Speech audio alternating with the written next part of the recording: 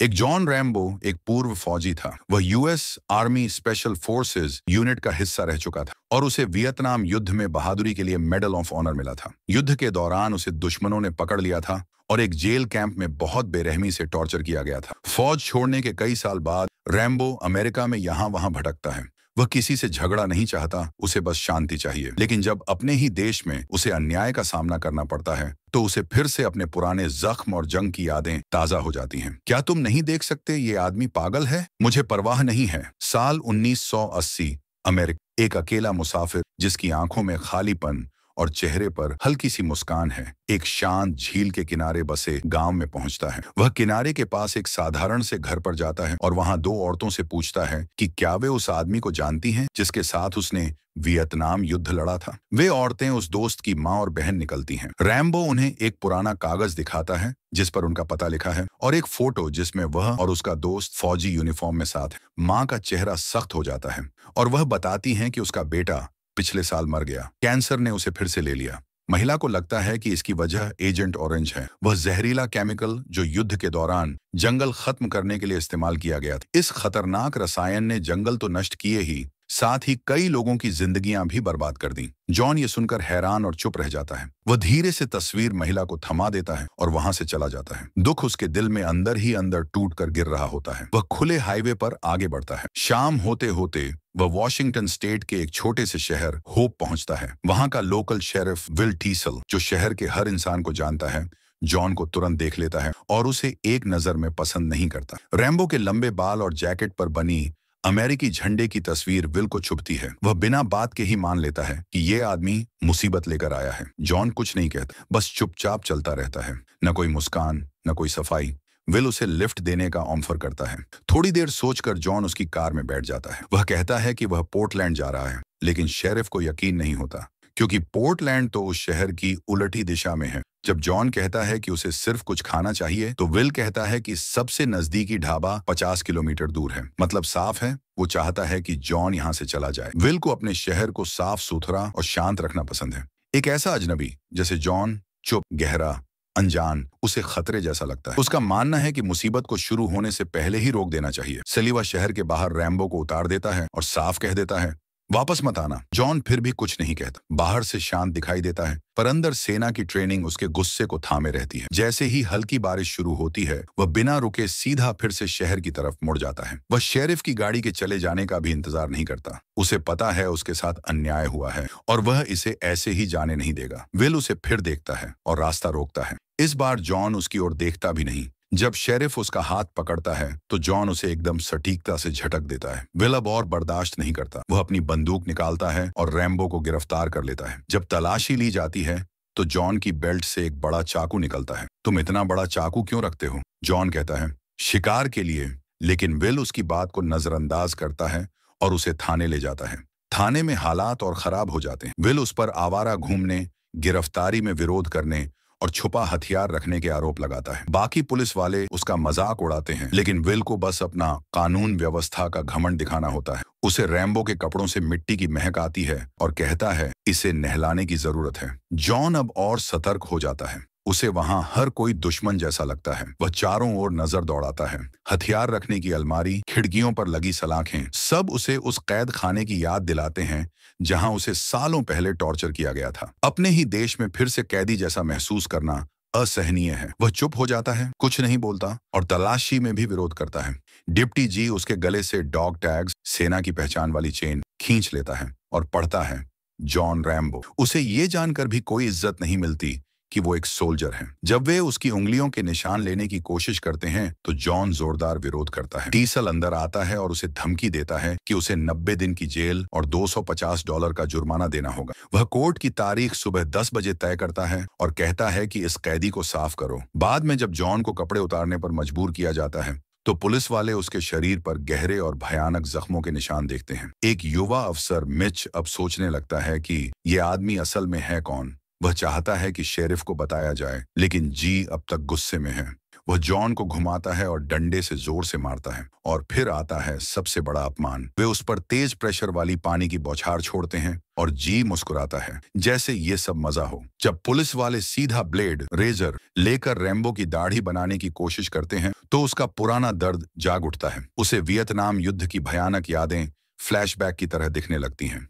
उसकी सांसें तेज और भारी हो जाती हैं और फिर वह आपा खो बैठता है। कुछ ही सेकंड में जॉन जी और 2 और अफसरों को धूल चटा देता है। अब उसके अंदर की सेना वाली ट्रेनिंग जाग चुकी है, तेज, सटीक और खतरनाक। वह थाने से भाग निकलता है, रास्ते में अपना चाकू उठाता है और सीधे सड़क पर निकल जाता है। बाहर निकलते ही वह एक आदमी को बाइक से गिरा देता है और खुद उस पर सवार हो जाता है। बारिश में भीगते हुए वह तेजी से भागता है, जी राइफल लेकर बाहर दौड़ता है, गोलियां चलाने ही वाला होता है, लेकिन टीसल उसे रोकता है। सड़क पर भीड़ बहुत ज्यादा है और तब तक रैम्बो नजरों से ओझल हो चुका होता है। अब रैम्बो बाइक की रफ्तार बढ़ा देता है। वह सड़क पर दौड़ रहा है और टीसल उसकी गाड़ी में पीछे लगा हुआ है। लेकिन जैसे ही पीछा कच्चे और ऊबड़ खाबड़ रास्तों में पहुंचता है, रैम्बो को फायदा मिलने लगता है। टीसल वायरलेस से बैकअप बुलाता है, लेकिन उसका गाड़ी पर से कंट्रोल छूट जाता है और वह एक खड़ी पहाड़ी से लुढ़कते हुए जोर से क्रैश कर जाता है। रैम्बो की बाइक भी उस खतरनाक ढलान को झेल नहीं पाती। वह बाइक छोड़ देता है और पैदल दौड़ते हुए पहाड़ों की तरफ चला जाता है। धीरे धीरे वह पूरी तरह जंगल और पहाड़ों में गायब हो जाता है। अब तुम जितना जा सकते थे जा चुके। बारिश में भीगा और थका हुआ रैम्बो जंगल के अंदर एक सुनसान निर्माण साइट, कंस्ट्रक्शन कैंप तक पहुंचता है। वह वहां से रस्सी और मोटे कपड़े इकट्ठा करता है और उनसे खुद के लिए एक अस्थायी ओढ़नी, क्लोक बना लेता है ताकि खुद को ठंड और बारिश से बचा सके। इधर शहर में टीसल खोज अभियान तेज कर देता है। वह कुत्तों की टीम और हेलीकॉप्टर मंगवाता है। अब उसका एक ही मकसद है, रैम्बो को ढूंढ निकालना। कुत्ते उसकी गंध पकड़ लेते हैं। रैम्बो लगातार उत्तर की ओर चलता रहता है। उसे रास्ता दिखाता है उसका चाकू, जिसकी मूठ हैंडल में एक कंपास छिपा है। लेकिन पीछे से खोज दल की आवाजें अब और नजदीक आ रही हैं। वह एक ऊंचे पहाड़ की चोटी तक पहुंचता है, जहां अब उसके पास भागने के लिए कोई रास्ता नहीं बचा। वह चट्टान के किनारे से नीचे उतरने की कोशिश करता है। नीचे एक तेज बहती नदी है। तभी एक हेलीकॉप्टर ऊपर आ जाता है। जी हेलीकॉप्टर में है, उसके हाथ में बंदूक है और उसे आदेश मिला है कि रैम्बो को जिंदा पकड़ा जाए। लेकिन वो आदेशों को अनदेखा करता है।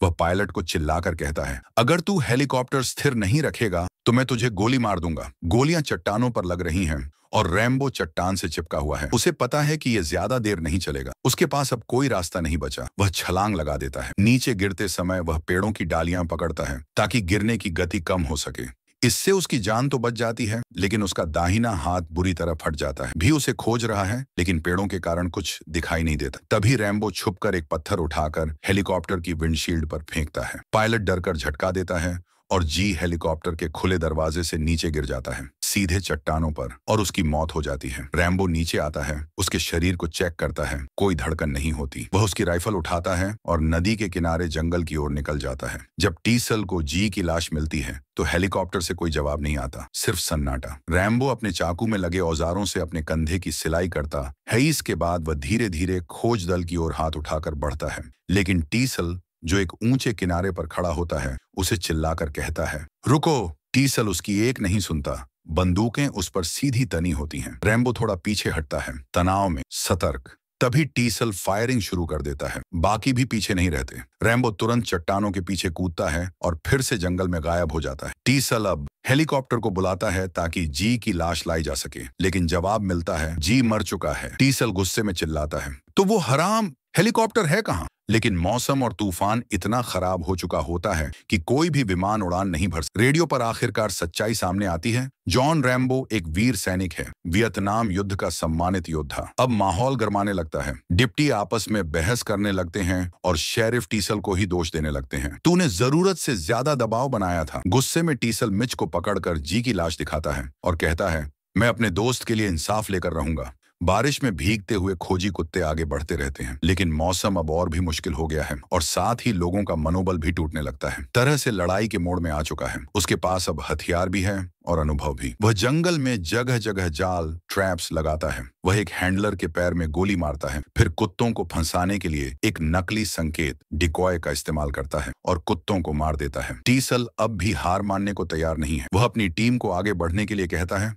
लेकिन यह जंगल अब रैम्बो का इलाका है। रैम्बो अपने चाकू से झाड़ियों को काटते हुए एक एक करके पीछे आने वाले जवानों को बेहद चुपचाप और कुशलता से बाहर करता है। जंगल अब एक युद्ध का मैदान बन जाता है। अराजकता फैल जाती है। उलझन में कुछ पुलिस वाले एक दूसरे पर ही गोली चलाने लगते हैं। अब बाकी सभी घायल हो चुके हैं, बस शेरिफ टीसल ही बचा है। रैम्बो उसे घेर लेता है, बहुत तेजी से वार करता है। शेरिफ कुछ समझ पाता उससे पहले ही चाकू उसकी गर्दन पर होता है। रैम्बो उसे मार सकता था, लेकिन उसने नहीं मारा। वह बस अकेला रहना चाहता है, शांति से। वह ये साफ करता है और टीसल को छोड़ देता है, फिर जंगल में गायब हो जाता है, साथ में एक पुलिस रेडियो लेकर। जैसे ही घायल पुलिस वालों को जंगल से बाहर लाया जाता है, रिपोर्टर वहां पहुंच जाते हैं और राज्य पुलिस भी आने लगती है, लेकिन टीसल पीछे हटने से इनकार कर देता है।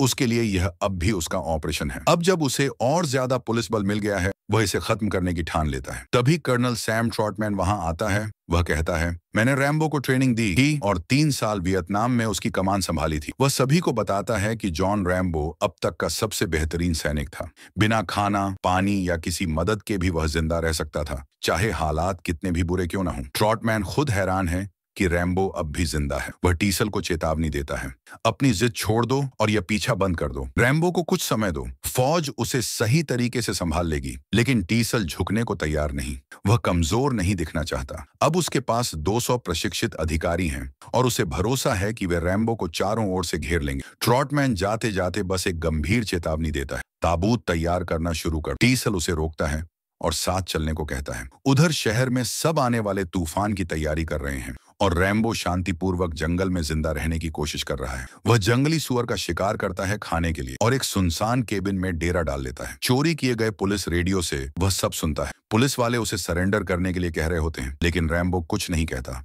हालात शांत करने की कोशिश में टीसल कर्नल ट्रॉटमैन से कहता है कि वह रैम्बो से बात करे। उनका प्लान होता है रेडियो सिग्नल को ट्रेस करना। जब ट्रॉटमैन सेना की कोड भाषा में बोलता है, leader to baker team Rambo, Raven, Vulture, तो रैम्बो चौंक जाता है। फिर कर्नल उनके पुराने यूनिट के सभी साथियों के नाम गिनाने लगता है। आखिरकार रैम्बो जवाब देता है, अब सिर्फ मैं ही जिंदा हूं। ट्रॉटमैन दुख जताता है और रैम्बो से सरेंडर करने की गुजारिश करता है, लेकिन रैम्बो कहता है, अब बहुत देर हो चुकी है। ये सब उस दिन शुरू हुआ जब शेरिफ ने पहली गोली चलाई थी और फिर लाइन कट जाती है। सन्नाटा छा जाता है। अब बहुत हो चुका था। रेडियो सिग्नल ट्रेस हो जाता है और रैम्बो की लोकेशन मिल जाती है। सुबह होते ही पुलिस अफसर पहाड़ों की ओर बढ़ते हैं, लेकिन एक बार फिर रैम्बो उनसे बच निकलता है। वो एक नौजवान शिकारी हंटर को लगभग मार ही देता है, लेकिन तभी उसे एहसास होता है कि लड़का कोई खतरा नहीं है, तो वह उसे जाने देता है। मगर बाकी शिकारी इतने भाग्यशाली नहीं होते। वे रैम्बो को देख लेते हैं और पुलिस को सतर्क करने के लिए फायरिंग करते हैं। रैम्बो एक पुरानी खदान माइन ढूंढता है और उसके अंदर भाग जाता है। पुलिस अफसर उसका पीछा करते हैं, खदान के मुंह को घेर लेते हैं और फायरिंग शुरू कर देते हैं। उन्हें उम्मीद नहीं होती कि रैम्बो ऑटोमेटिक राइफल से जवाब देगा। एक लेफ्टिनेंट उसे चेतावनी देता है, सरेंडर करने के लिए तुम्हारे पास 3 सेकंड हैं, लेकिन रैम्बो चुप रहता है। तब वे एक रॉकेट खदान में दाग देते हैं। विस्फोट से खदान का रास्ता ढह जाता है, लेकिन रैम्बो ठीक समय पर अंदर की ओर भागकर बच जाता है। बाहर पुलिस वाले खुशी से फोटो खींचते हैं और घोषणा करते हैं कि अब सब खत्म हो गया। जब टीसल वहां पहुंचता है और देखता है कि क्या हुआ है, तो वह गुस्से से भर जाता है। उसने पहले ही कहा था गोली मत चलाना, लेकिन किसी ने नहीं सुनी। अब वह कहता है, हमें अब सबूत के लिए उसकी लाश चाहिए, वरना मामला नहीं सुलझेगा। ट्रॉटमैन फिर आता है और शेरिफ की जिद को चुनौती देता है, लेकिन टीसल थका हुआ, गुस्से में और नियंत्रण की चाह में वहां से चला जाता है। बुलडोजर आने में अभी कई घंटे हैं, तो वो वापस स्टेशन चला जाता है। उधर रैम्बो अंधेरी खदान में संघर्ष कर रहा होता है। उसे वहां पुराने तेल के ड्रम मिलते हैं। वो एक मशाल जलाता है और आगे बढ़ता है, लेकिन फिसलकर ठंडे पानी में कमर तक डूब जाता है। उसे उम्मीद है कि ये अंडरग्राउंड धारा किसी बाहर के रास्ते तक जाएगी। अचानक उस पर चूहों का झुंड हमला कर देता है। वह उनसे लड़ता है, फिर देखता है कि मशाल का धुआं ऊपर की तरफ जा रहा है। वह हवा के बहाव का पीछा करता है और खदान के बाहर निकल आता है। उसी वक्त टीसल एक लोकल बार में ट्रॉटमैन से मिलता है। अब वह थोड़ा शांत हो चुका है और कहता है, अगर मैं पहले कुछ ज्यादा बोल गया हूँ तो माफ करना, मैं बस माफी मांगना चाहता हूँ। वह पूछता है, अगर आप मेरी जगह होते तो क्या करते? टीसल मानता है कि उसने भी रैम्बो को मारने का मन बना लिया था, लेकिन कुछ था जिसने उसे रोक दिया। ट्रॉटमैन के पास कोई साफ जवाब नहीं है। उसे बहुत वक्त हो गया है उस इंसान को देखे हुए जो जॉन रैम्बो बन चुका है। सब लोग मान लेते हैं कि वो खदान के अंदर मर गया, लेकिन कोई भी पूरी तरह से पक्का नहीं है। रैम्बो जिंदा है। वो हाईवे पर चल रहे एक सेना के ट्रक को देखता है और उस पर कूदकर चढ़ जाता है। कैब ड्राइवर सीट वाला हिस्सा में जाकर वह चाकू की नोक पर ड्राइवर से पूछता तो पता चलता है कि ट्रक में M60 मशीन गन और गोला बारूद है। वह ड्राइवर को नीचे फेंक देता है और ट्रक को अपने कब्जे में ले लेता है। इस हाईजैकिंग की सूचना तुरंत पुलिस को दी जाती है। डीसल को कॉल आता है, रैम्बो वापस आ गया है, जिंदा और हथियारों से लैस। जैसे ही रैम्बो ट्रक चला रहा होता है, एक पुलिस कार उस पर गोली चलाती है और ट्रक की खिड़की टूट जाती है। रैम्बो उस गाड़ी को सड़क से हटाकर एक पार्क की गई गाड़ी से टकरा देता है, फिर रोड ब्लॉक तोड़कर सीधे होप शहर में घुस जाता है। एक पेट्रोल पंप पर ट्रक को क्रैश करता है, फ्यूल लीक हो जाता है और रैम्बो उसमें आग लगा देता है। भारी धमाका होता है जिससे पीछा कर रही गाड़ियां रुक जाती हैं और पूरा शहर अफरातफरी में डूब जाता है। अब रैम्बो के हाथ में M60 मशीन गन है और वह युद्ध के लिए तैयार होकर होप में प्रवेश करता है। डीसल आपातकाल की घोषणा करता है और सभी लोगों को घरों में रहने का आदेश देता है। सुरक्षा के लिए कृपया सड़कें खाली कर दें। पुलिस स्टेशन के अंदर ट्रॉटमैन एक बार फिर डीसल को समझाने की कोशिश करता है, लेकिन डीसल उस पर भड़क जाता है और आरोप लगाता है कि वह हमेशा से रैम्बो का साथ दे रहा था। वह बंदूक उठा लेता है और कर्नल को बाहर निकलने का आदेश देता है। कर्नल कुछ नहीं कहता, बस एक बार फिर चेतावनी देता है, यह अच्छा अंत नहीं होगा। वह खुद जॉन से बात करने की पेशकश करता है, क्योंकि शायद अब भी वही एक इंसान है जो रैम्बो तक पहुंच सकता है, लेकिन डीसल इनकार कर देता है। उसे अपना शहर किसी के हवाले नहीं करना। शहर में आग लगी है, फायर ब्रिगेड जूझ रही है और रैम्बो छाया की तरह छिपकर घूम रहा है। डीसल पुलिस स्टेशन की अटारी छत का कमरा में चढ़ता है। उसे लगता है कि रैम्बो सीधे उसे मारने आएगा। वह छत की जांच करता है। उसी समय गोलियों की आवाजें गूंजती हैं। रैम्बो बिजली के ट्रांसफार्मर पर गोली चलाकर पूरे ब्लॉक की लाइट काट देता है।